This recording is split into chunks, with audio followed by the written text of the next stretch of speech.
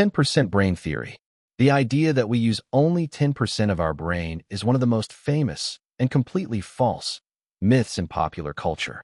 This claim has circulated for over 100 years, likely because it sounds intriguing and suggests hidden potential within us. However, modern neuroscience tells a very different story. Brain imaging technologies like fMRI reveal that nearly every region of the brain becomes active at various times, depending on what we're doing. Even simple actions such as walking, talking, or listening to music involve multiple brain areas working together. When performing complex tasks, like solving problems or recalling memories, even more regions light up. There's no large, dormant portion of the brain sitting unused. The myth probably arose from a misunderstanding. Not every part of the brain is active simultaneously, but all areas serve important functions and are used as needed. The brain is also extremely energy demanding.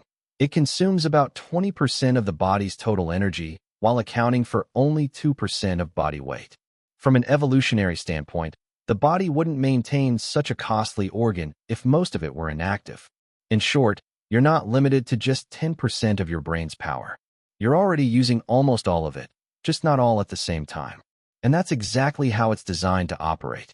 You can catch up on lost sleep. After a long week of poor sleep, it's easy to think you can make up for it over the weekend. Just sleep in a few extra hours and reset everything. But that's not really how sleep works. Sleep doesn't function like money in a bank. You can't store it up ahead of time, and you can't fully repay a sleep debt by oversleeping later. When you miss out on rest, the effects appear quickly. Your reaction time slows, focus slips, and memory becomes less sharp. If the pattern continues, chronic sleep loss can raise the risk of serious health problems like heart disease, diabetes, and depression. A night or two of short sleep can often be balanced out with a bit of extra rest. But ongoing sleep deprivation disrupts your internal systems, especially your circadian rhythm, the natural clock that regulates your sleep and wake cycles.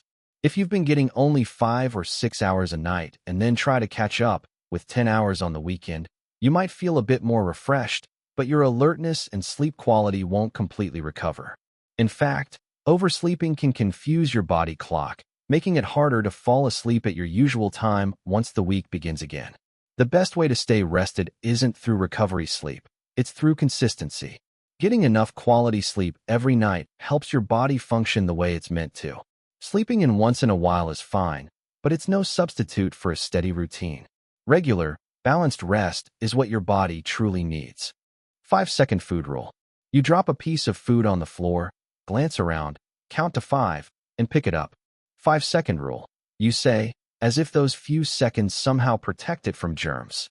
It's a rule nearly everyone knows and many quietly follow, but scientifically, it doesn't hold up. The logic behind the rule seems simple. If food touches the floor for less than 5 seconds, it's still safe to eat. The assumption is that bacteria need time to move, to crawl, jump, or spread. But in reality, contamination happens almost instantly. Research shows that bacteria can transfer to food in less than a second, especially if the surface is moist or dirty. The kind of food matters, too. A dry cracker might collect fewer germs than a piece of watermelon, but both are contaminated the moment they make contact. It's not really about time, it's about what's on the floor. If the surface is relatively clean, the risk is low regardless of how long the food sits there. But if it's covered in bacteria, 5 seconds won't save you. Germs don't hesitate, they're already waiting. As for where the rule came from, no one knows for sure.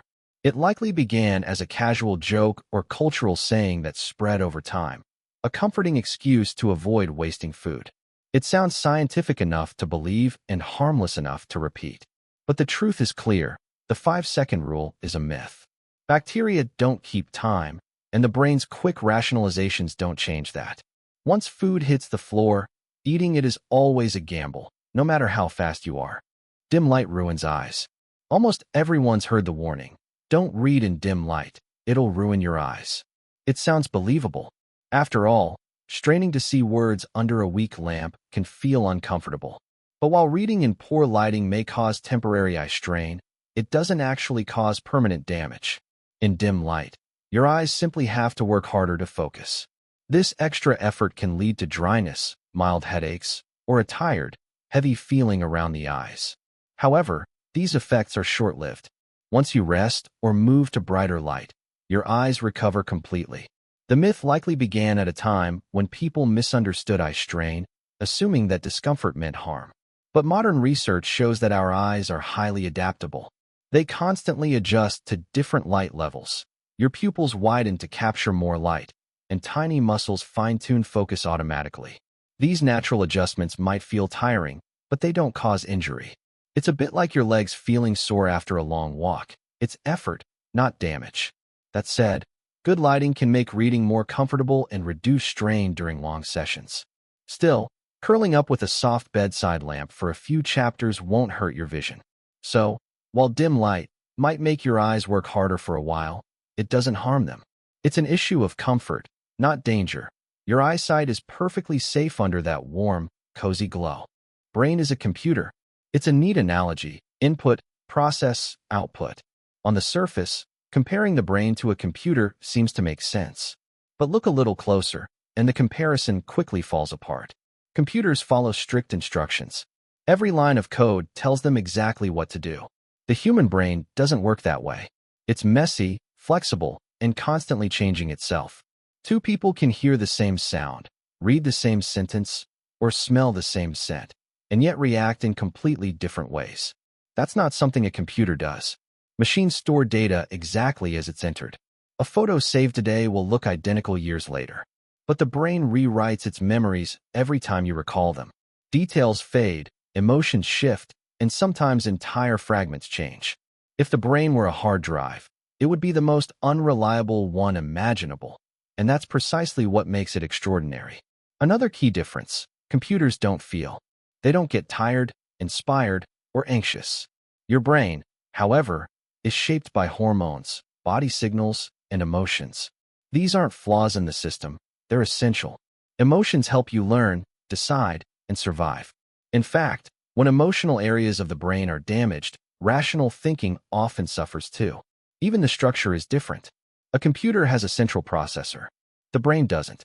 It's a vast web of neurons firing in patterns, with no single command center controlling it all. The brain equals computer idea is convenient for conversation, but misleading in reality. The truth is, your brain is less like a machine and more like an orchestra: dynamic, unpredictable, emotional, and alive. And no two ever play the same tune. Fingerprints are unique. Fingerprints have long been seen as biological snowflakes, completely unique, impossible to duplicate, and the ultimate tool for identification. That's why they're used in police investigations, passports, smartphones, and security systems. But the claim that every person's fingerprints are completely unique isn't as foolproof as it sounds. Yes, fingerprints are incredibly detailed. The ridges, loops, and whorls formed in the womb are shaped by both genetics and environmental factors, making them extremely unlikely to repeat. However, extremely unlikely is not the same as impossible. The popular belief that no two fingerprints in all of human history have ever matched is more assumption than proven fact. No scientific study has ever analyzed every fingerprint on Earth.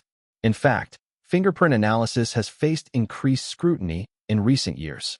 While it's still an important forensic tool, experts now recognize that it's not infallible. There have been real cases where fingerprint evidence led to wrongful arrests and convictions, later corrected by DNA testing. This doesn't mean fingerprints are unreliable, only that they're not perfect. Even identical twins, who share the same DNA, have slightly different fingerprints, but their patterns are often similar enough to make them harder to distinguish than most people think. And with billions of people in the world, the chance of partial fingerprint similarities increases. So while your fingerprints are highly distinctive, calling them completely unique stretches the truth. The idea came from early confidence in forensic science and stuck because it sounded absolute. But science rarely deals in absolutes. Fingerprint technology remains valuable, but it's not flawless, just one piece of the identification puzzle, not an unbreakable key. What we once believed to be completely unique turns out to be just another myth wrapped in certainty. Tongue has taste zones.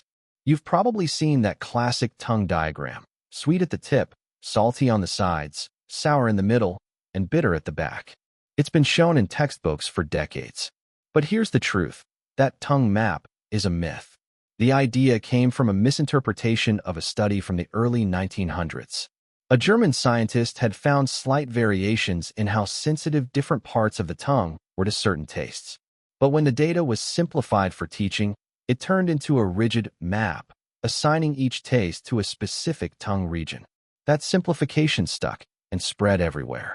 In reality, all taste buds can detect all 5 basic tastes: sweet, sour, salty, bitter, and umami. These taste receptors are scattered across your entire tongue and even in parts of your mouth and throat. While some spots may be a bit more sensitive, the difference is minimal. Modern neuroscience shows that taste isn't a simple map. It's a full sensory experience. It combines input from smell, texture, temperature, and even your brain's expectations.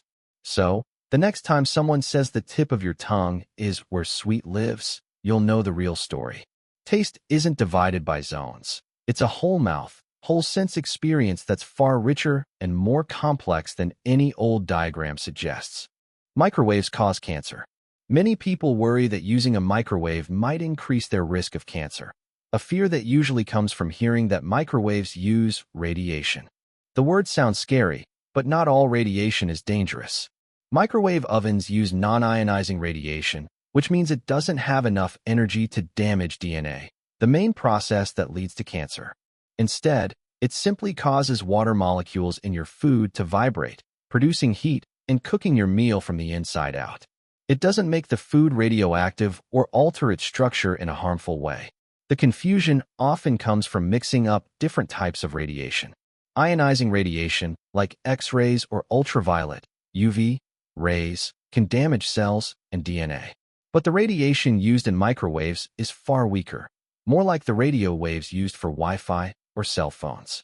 Microwave ovens are also built with strict safety features.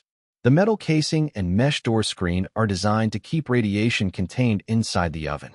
As long as your microwave is in good condition and the door seals properly, there's no risk of radiation exposure. Some people also worry that microwaving food reduces its nutrients. In reality, microwave cooking can preserve nutrients better than boiling or frying, since it uses less water and cooks food more quickly. So, while radiation can sound intimidating, the kind used in microwaves isn't dangerous. It's a safe, efficient way to heat your food, and it does not increase your risk of cancer. Bats are blind. The saying, "blind as a bat," gets repeated often, but it's completely wrong. Bats aren't blind at all. In fact, many species can see quite well. Bats are a large and varied group of mammals, and their eyesight differs depending on the species. Fruit bats, for example, have excellent vision. They're usually active at dusk or nighttime and rely on their sharp eyesight to find fruit, navigate trees, and avoid obstacles. Their large eyes are specially adapted for low light, working a lot like a cat's. Other bats, particularly insect-eating species, also have working eyes, but they depend more on echolocation, a form of biological sonar. They emit high-pitched sounds and interpret the returning echoes to map their surroundings. This allows them to see, with sound, locating tiny insects in complete darkness with remarkable precision. But using echolocation doesn't mean they're blind. It's simply another tool. Their eyes still function. They just rely on sound more in certain situations.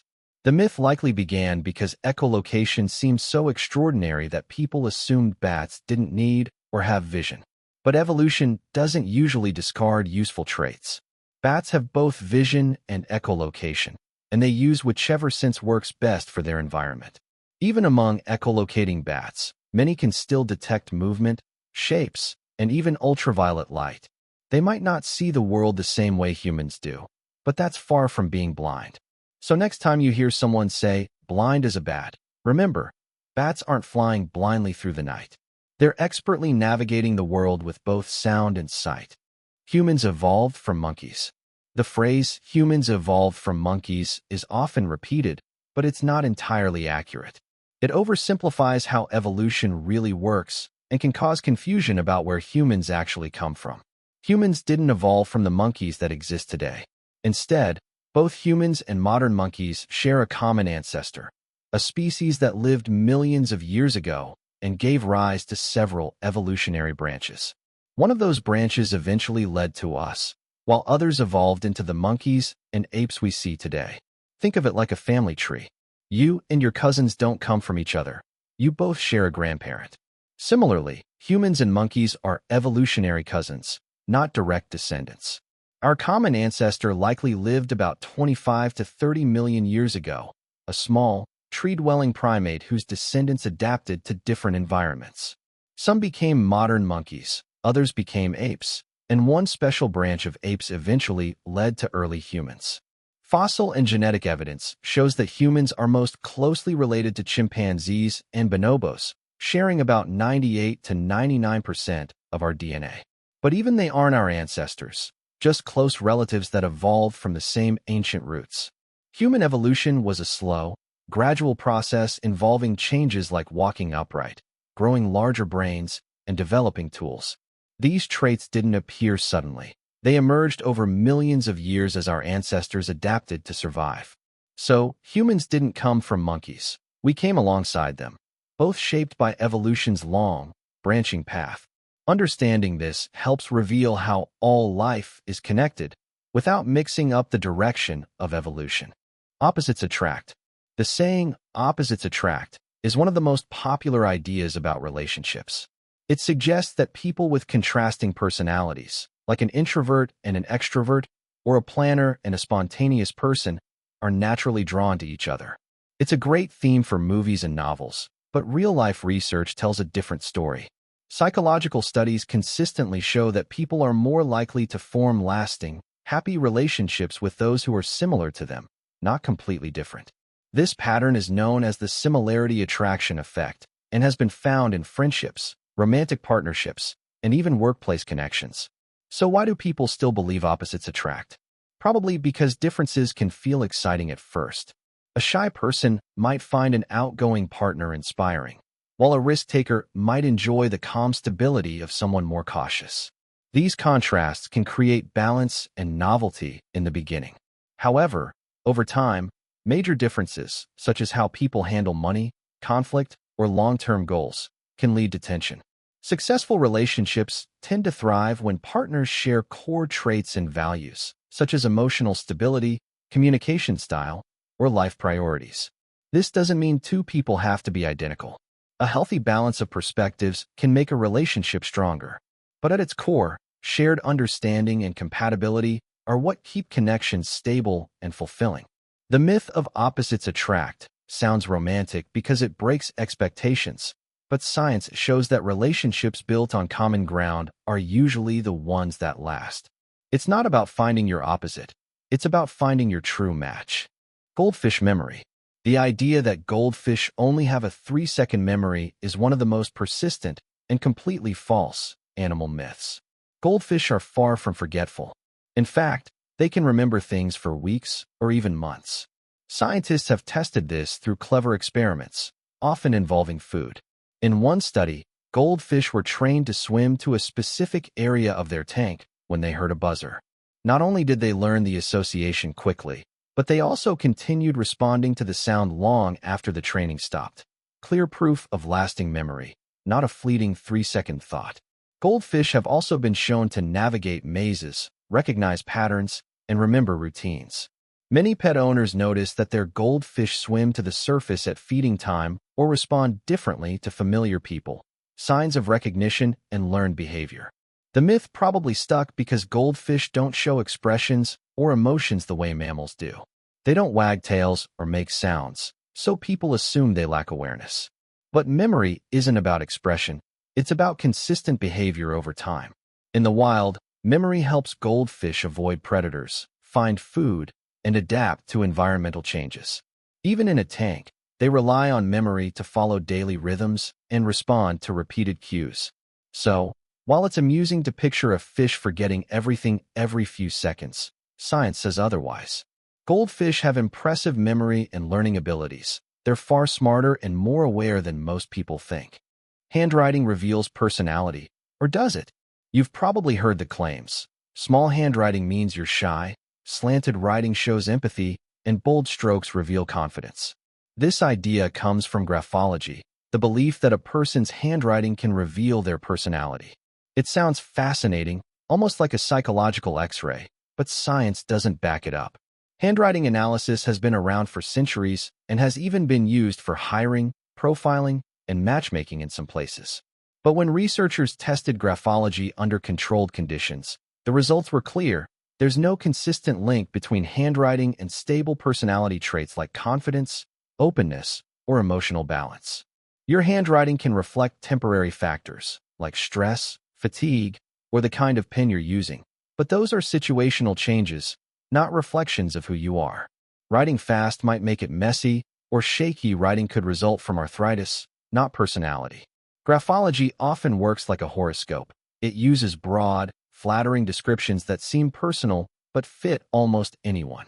People love finding meaning in patterns, especially in something as intimate as their handwriting. And that's why the myth feels so convincing. It's worth noting that forensic handwriting analysis, used to verify documents or spot forgeries, is entirely different.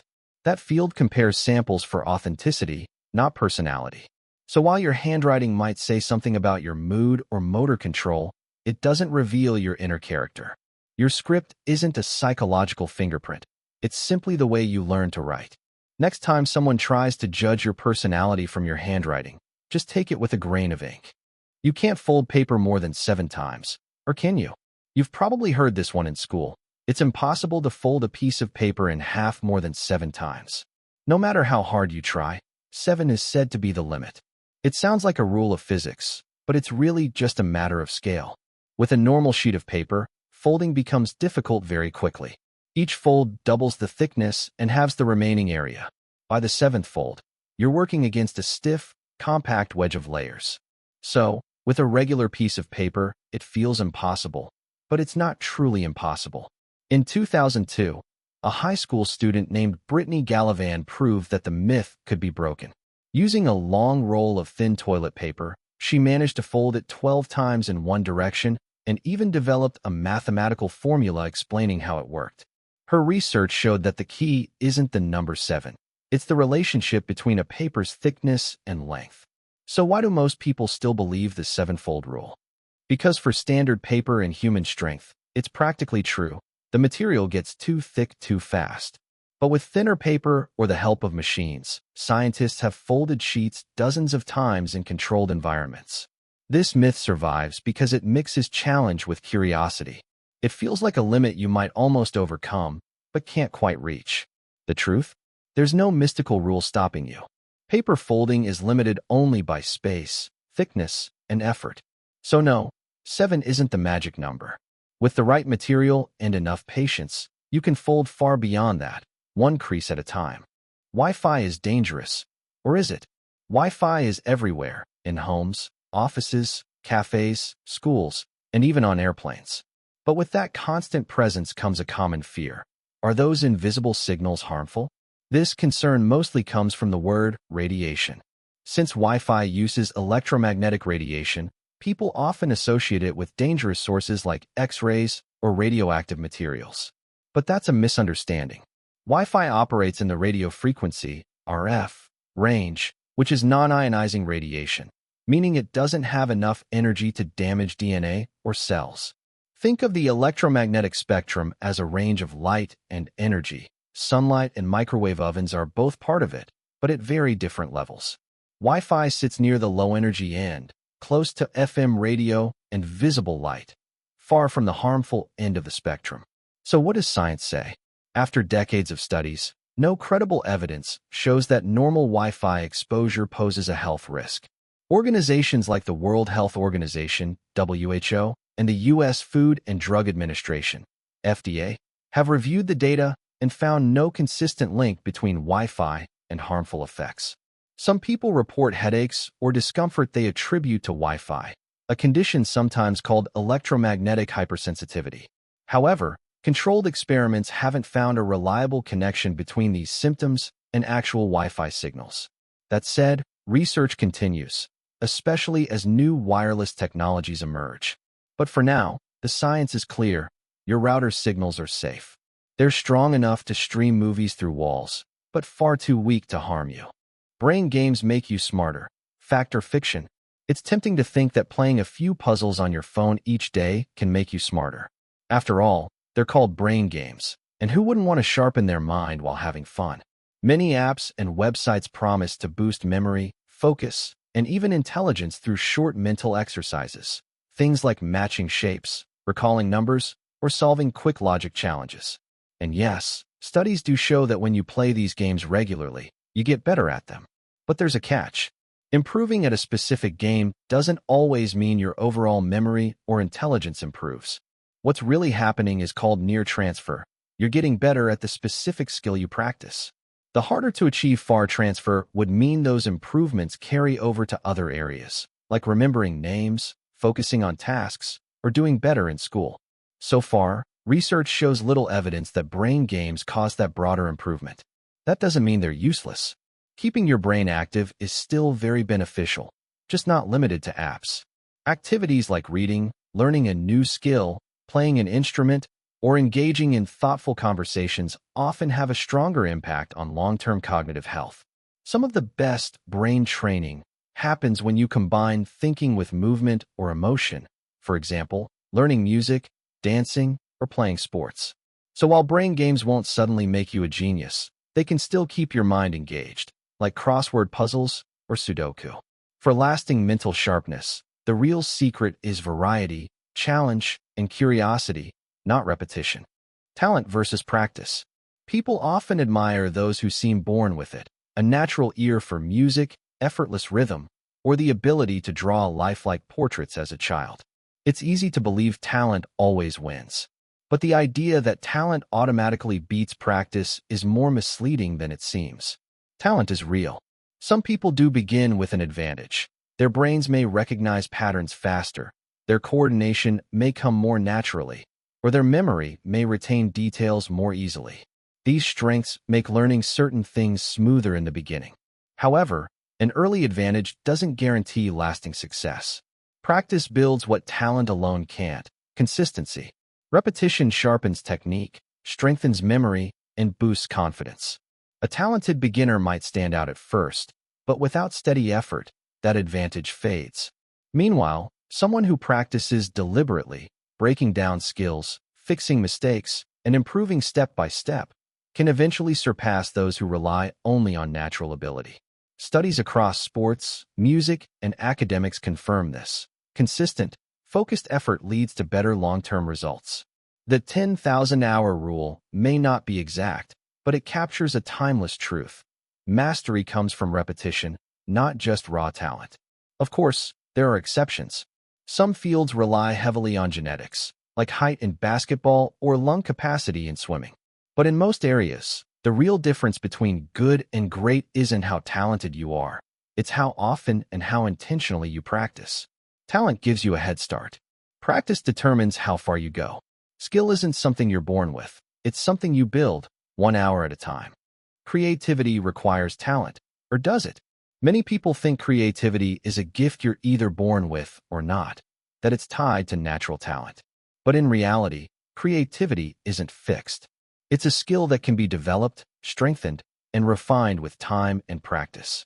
This myth largely comes from how we describe great artists, writers, and inventors, as if their brilliance appeared effortlessly. But most creative breakthroughs don't happen overnight. They're the result of years of experimentation, failure, and persistence. Every masterpiece or innovation stands on countless small attempts and learned techniques. Creativity also isn't limited to art. It's everywhere, in problem-solving, cooking, designing, coding, or even planning your day more efficiently. It's about connecting ideas in new ways, spotting patterns, and thinking beyond routine solutions. And that depends far more on persistence than talent. Research in psychology shows that creativity can be nurtured. People who keep learning new things, exposing themselves to fresh ideas, and asking what if, tend to become more innovative over time. Creativity grows through habits, not magic. Feeling uninspired doesn't mean you lack creativity. It usually means you need a change of environment or mindset. Creative people don't wait for inspiration to strike. They build routines and systems that allow ideas to emerge, even if the first results are imperfect. Talent might make the start easier, but it's curiosity, practice, and consistency that truly fuel creativity. It's not something you either have or don't. It's something you build.